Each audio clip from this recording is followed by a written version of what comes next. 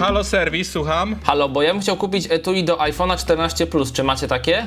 No, do tego dużego, tak. Tak, do dużego. To mamy. Do dużego iPhone 14 Pro Max. Nie, Plus, nie Max, Plus. Ale jak? No, to jest iPhone 14 Pro Max. No duży jest też drugi taki Plus. Jak iPhone Plus? To Pro Max. To do tego mamy, ale do Plus nie ma takiego iPhone'a.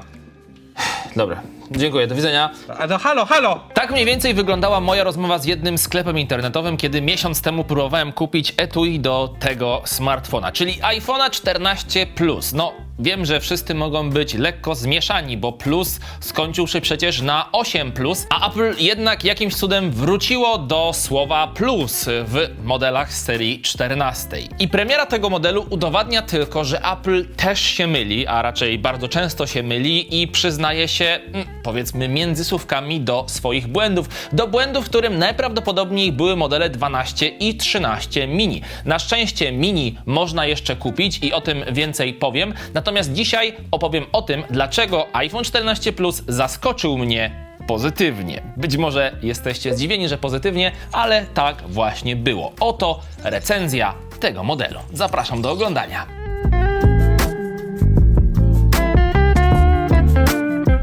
Partnerem dzisiejszego filmu jest firma Hama, czyli producent akcesoriów m.in. do iPhone'ów. I od tego może wypadałoby zacząć, no bo cały czas bardzo negatywna opinia należy się Apple'owi, dlatego że w pudełku nie ma ładowarki. Stąd też firma Hama, która wysłała nam ładowarkę, żebyśmy mogli naszego iPhone'a 14 Plus ładować. Więc dziękujemy bardzo, o tej ładowarce za chwilę więcej, ale ja muszę jeszcze powiedzieć kilka słów o tej ekologii Apple'a, bo to jest po prostu coś, co zasługuje na absolutną pomstę. Myślę, że dla osób, które w taki sposób kłamią o ekologii, jest specjalne miejsce w piekle. Zobaczcie, tu mam 4 wydawałoby się bardzo podobne ładowarki, które Apple sprzedaje oficjalnie, które w żadnym stopniu nie różnią się od tej, na przykład od firmy Hama, więc nie ma sensu przepłacać za te niby oryginalne akcesoria. Zresztą te akcesoria od Hamy również mają certyfikat Made for iPhone, czyli są oficjalnie, powiedzmy, certyfikowane przez firmę Apple. Wracając jednak do tych oryginalnych akcesoriów, zobaczcie, 2 identyczne wydawałoby się ładowarki, które są sprzedawane jednak osobno. Jedna o mocy 18 W, druga o mocy 20 W. Tak samo tutaj.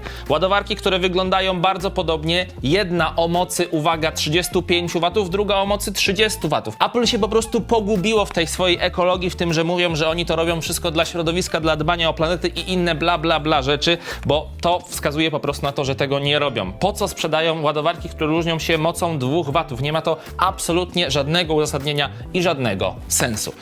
Więc przejdźmy w końcu do iPhone'a 14 Plus. Apple, prezentując iPhone'a 14 Plus, przyznało się, że najprawdopodobniej 12 i 13 mini były po prostu sprzedażowymi niewypałami. Ale jak się okazuje, iPhone 14 Plus również nie jest sprzedażowym wypałem, to znaczy również nie sprzedaje się jakoś super, więc może po prostu ludzie już tak nie chcą kupować iPhone'ów jak wcześniej. To jest jeden wniosek. Drugi wniosek jest taki, że prawdopodobnie wszystkie osoby, które zdecydowały się, czy to na iPhone'a 12 mini jak ja, czy to na iPhone'a 13 mini, były to po prostu osoby, które były fanami małych telefonów i przede wszystkim przesiadały się choćby z iPhone'a SE pierwszej generacji, czy jeszcze z iPhone'a 5S, bo ja znałem osoby, które jeszcze rok, 2 lata temu korzystały z iPhone'a 5S i właśnie dopiero przesiadły się na model mini. Więc wszyscy, którzy się mieli przesiąść na mini, się prawdopodobnie przesiedli, a ci, którzy będą chcieli kupić mini, to cały czas mogą kupić 13 mini. Co prawda w wyższej cenie niż w zeszłym roku, ale nadal można to zrobić. Natomiast Apple wolało zunifikować swój line-up, swoje portfolio telefonów, no i teraz mamy 2 iPhony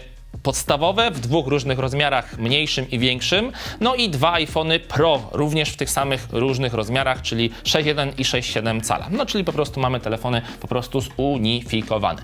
Co nie zmienia faktu, że najprawdopodobniej jednak ludzie aż tak nie czekali na tego plusa, który jakimś cudem wrócił, no bo tak jak mówię, wyniki sprzedaży iPhone'a 14 Plus, o czym informowaliśmy Was na naszej stronie, nie były pozytywne dla firmy Apple. Druga strona tego medalu jest taka, że myślę, że Apple mogło zatrudnić jakieś osoby odpowiedzialne za nazewnictwo, na przykład w firmie Realme, bo tam jest kompletny nightmare, jeżeli chodzi o nazewnictwo, i również nightmare robi się w przypadku Apple'a. Bo mamy iPhony tak, 14 zwykłe, iPhone'a 14 Plus, 14 Pro, 14 Pro Max. I ludzie często pytają nas, wy, widzowie, pytacie nas, który iPhone jest lepszy, Plus czy Max? Jakby skąd mamy to wiedzieć, tak?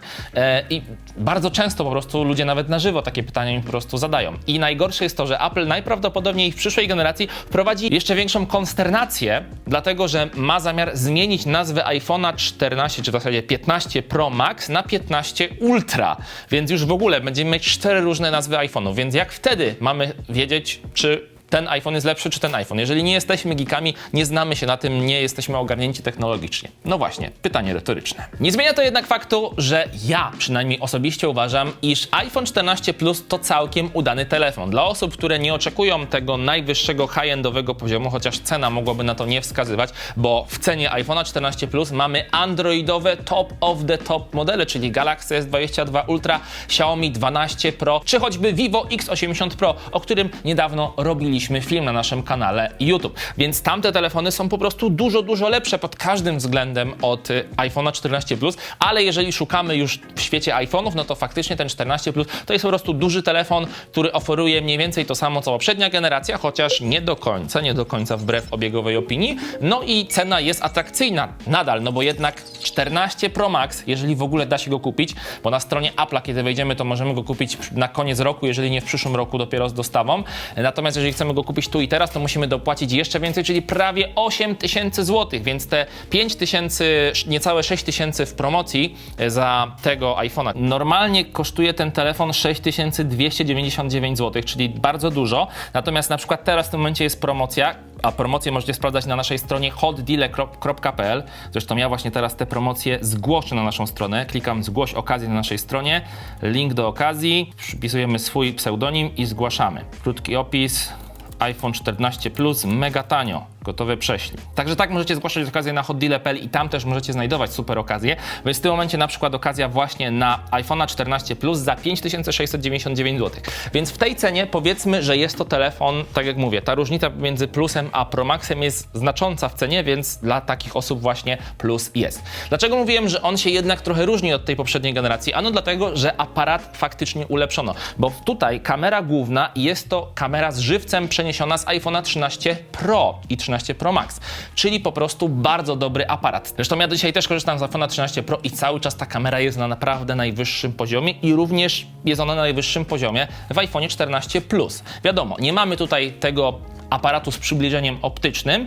Jest kamera ultra szerokokątna, ona jest faktycznie taka sama jak w iPhone'ie 13. No i co jeszcze mamy nowego? Mamy oczywiście większą baterię niż w zwykłym iPhone'ie 13 czy zwykłym iPhone'ie 14. Natomiast tutaj ciekawostka, procesor jest niestety zeszłoroczny, ale z tych modeli Pro. Tak samo ilość pamięci RAM jest również jak z zeszłorocznych modeli Pro. Wiem, że to wszystko jest strasznie zagmatwane, jak o tym mówię, ale podziękujcie za to Apple'owi. No i wracając do tematu, mimo to, że iPhone 14 Plus ma taką samą baterię jak iPhone 14 Pro Max, to działa krócej na baterii. To nie tylko wyszło z wielu testów, które zostały przeprowadzone, ale także oficjalnie Apple na swojej stronie pisze, że po prostu iPhone 14 Plus ma gorszą baterię niż 14 Pro Max. Wynikać to może z tego, że po prostu ten najnowszy chip Apple'a, czyli A16 Bionic, jest po prostu bardziej energooszczędny niż A15 Bionic, który w tym modelu Plus się znalazł.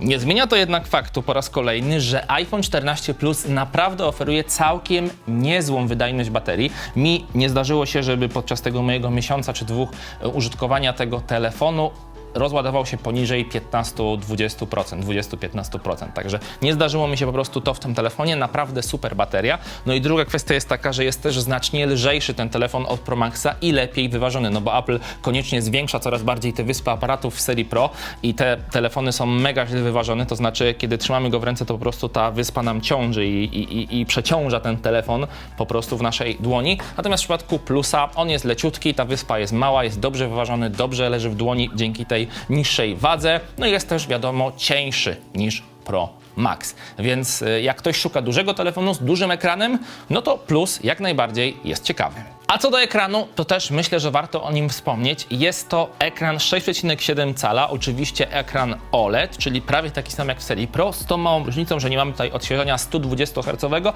tylko 60 Hz. I tutaj myślę, że ciekawy insight z mojej strony, bo ja się przesiadłem właśnie z modelu 13 Pro, żeby potestować 14 Plus.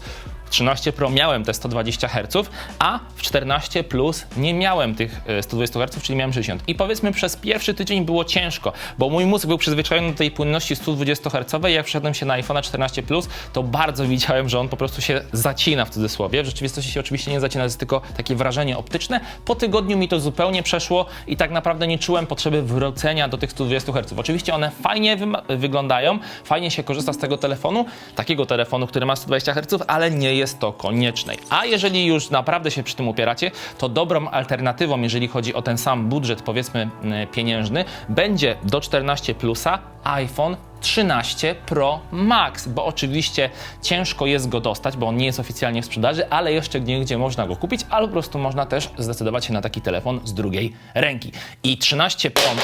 Ja pierdzielę, jak się wystraszyłem. Jak widzicie, Ceramic Shield odporny jest na upadki, ale niekoniecznie na zarysowania, do czego zaraz wrócę. Pomimo tego, że w tym smartfonie został zastosowany zeszłoroczny procesor, no to przecież iPhone 13 Pro, z którego ten procesor pochodzi, cały czas jest super wydajnym smartfonem i nie inaczej będzie, kiedy taki procesor przełożymy do 14 Plus. I tak też jest. Super wydajność. Wszystkie zadania codzienne, jakie możecie takiemu smartfonowi narzucić, on sobie z nimi poradzi, tak samo poradzi sobie z grami. Z kolei jeżeli chodzi o aparaty, no to tutaj muszę przyznać, że całkiem pozytywnie jestem zaskoczony tą jakością, bo tak naprawdę jest ona taka sama jak 13 Pro, może lekko ulepszona w niektórych scenariuszach przez oprogramowanie, ale niestety ma ten telefon pewne problemy. I tutaj możecie zobaczyć porównanie zdjęcia, które było zdjęciem ryby w akwarium we Wrocławiu, gdzie robiliśmy iPhone'em 12 Pro, czyli jeszcze starszym i 14 Plusem i 14 Plus nie był w stanie dobrze zrobić tego zdjęcia, po prostu tam całe zdjęcie jest niebieskie, a 12 Pro zrobiło zupełnie normalnie, także jest to najprawdopodobniej kwestia oprogramowania. Niestety nie miałem 13 Pro, żeby porównać dokładnie ten sam sensor, który jest w 14 Plusie, natomiast no, skoro 12 Pro zrobiło dobrze to zdjęcie, no to tym bardziej 14 Plus powinien zrobić dobrze to zdjęcie, a jednak go nie zrobił. Jeżeli chodzi o jakość zdjęć i filmów, to cały czas jest bardzo dobrze, poza tym zdjęciem z rybą i teraz możecie zobaczyć kilka ciekawych fotografii, które udało mi się za pomocą 14 Plusa uchwycić.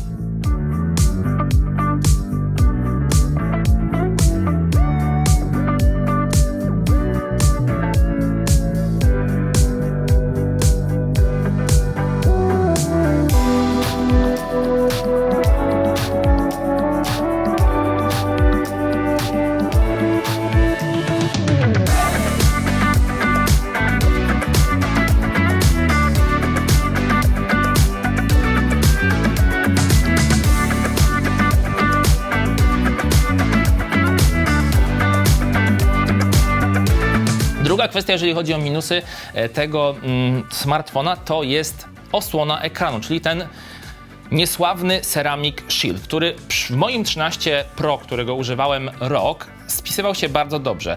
Mniej więcej przez pół okresu użytkowania, czy może przez taką powiedzmy 1/3 okresu użytkowania nosiłem szkło ochronne na tym smartfonie, później je zdjąłem, nie nosiłem. I na moim 13 Pro tak naprawdę jest dosłownie jest parę nieznaczących rysek, które nie rzucają się w oczy. Natomiast na naszym testowym modelu 14 Pro Maxa u góry przy dynamicznej wyspie jest bardzo głęboka rysa, co prawda mała, ale rzuca się w oczy.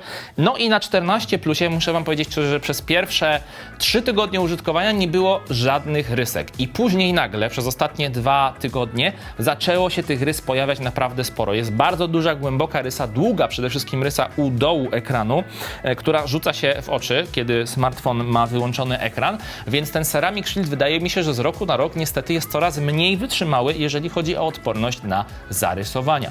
Druga kwestia, czy w zasadzie trzecia już, która jest na minus w tym smartfonie dla mnie, to aktualizacja do iOS 16. Jeżeli macie w tym momencie iPhone'a, nie macie iOS 16, to nie aktualizujcie, ponieważ ten system jest tragicznie niedopracowany jeszcze i nawet w tych nowych telefonach również to źle działa. Takie same problemy występują przy iOSie 16 zarówno na moim iPhone'ie 13 Pro, jak i na iPhone'ie 14 Plus. Po pierwsze, są problemy z przesyłaniem obrazu do Apple CarPlay, to znaczy bardzo często po jakichś tam parunastu minutach korzystania z tego Apple CarPlaya nagle robią się bugi na ekranie. Graficznie po prostu zaczyna to się wszystko dziać z tym sieczka, widzicie to zresztą teraz na zdjęciach, jak to wygląda. Jest to bardzo dziwne, ale występuje to zarówno w moim 13 Pro, jak i 14 Plus. I drugi mega turbo dziwny problem Możecie napisać w komentarzu, czy wy również się z takimi rzeczami spotykacie. Również występuje u mnie w obu modelach, czyli wyłączanie się telefonu w nocy, kiedy jest podpięty do ładowania. Po prostu się wyłącza i nie chce się włączyć. Trzeba użyć specjalnej serwisowej kombinacji klawiszy, żeby ten telefon z powrotem włączyć. I jest to o tyle uciążliwe, że jak się telefon wyłączy, to budzik nie zadzwoni. I 2 razy mi się zdarzyło tak, że miałem się obudzić, miał mi budzik zadzwonić i się nie obudziłem, po prostu telefon się wyłączył. Więc to były takie moje minusy podczas obserwacji tego smartfona. Jeżeli uważacie takie recenzje za przydatne, to bardzo docenię, jeżeli zasubskrybujecie ten kanał i nie przegapicie kolejnych ciekawych filmów. Będę w jabłko wzięty. Smartfona takiego jak iPhone 14 Plus trzeba oczywiście czymś ładować, a jako że w pudełku ładowarki nie ma, to opowiem wam teraz o akcesoriach, które wysłała nam firma Hama do testów. Dostaliśmy od nich mianowicie ładowarkę nowej generacji, czyli wykonaną w technologii GaN, dzięki czemu ma ona cały czas wysoką moc ładowania, w tym przypadku 20 W, ale rozmiar tej kostki ładującej jest naprawdę niewielki. No i od razu, co ważne, ta ładowarka występuje w zestawie z przewodem. Zobaczcie, to jest oryginalna Apple'owa ładowarka 20W, oczywiście na USB-C, a to jest ta mini ładowarka od Hamy wykonana w technologii GaN. Jak widzicie, rozmiar jest znacznie mniejszy, a moc ładowania taka sama i w zestawie jest jeszcze przewód USB-C na Lightning. Hama w swojej ofercie ma także ciekawą stację 3 w 1 do bezprzewodowego ładowania jednoczesnego 3 urządzeń, czyli oczywiście iPhone'a za pomocą złącza czy za pomocą technologii MagSafe, czyli na ten magnes, ale także zegarka, Apple Watch, no i oczywiście słuchawek AirPods. Czyli 3 urządzenia Apple'a możemy ładować dzięki takiej stacji w jednym momencie. Linki do obu akcesoriów znajdziecie w opisie pod filmem. iPhone 14 Plus to smartfon, który wywołuje skrajne emocje, to znaczy niektórzy uważają, że jest spoko, inni, że jest totalnie bezsensownym elementem w portfolio smartfonów Apple'a. Ja, tak jak mówiłem na początku, uważam, że ten telefon jest całkiem ok. Pozytywnie mnie zaskoczył, dobrze mi się z niego korzystało i uważam, że jeżeli ktoś koniecznie musi posiadać smartfon Apple'a, to iPhone 14 Plus jest całkiem dobrym modelem do rozważenia. Sprawdźcie także nasz film, czy warto kupić oczyszczacz powietrza, bo jest bardzo ciekawy i to wszystko w tym odcinku. Cześć, na razie.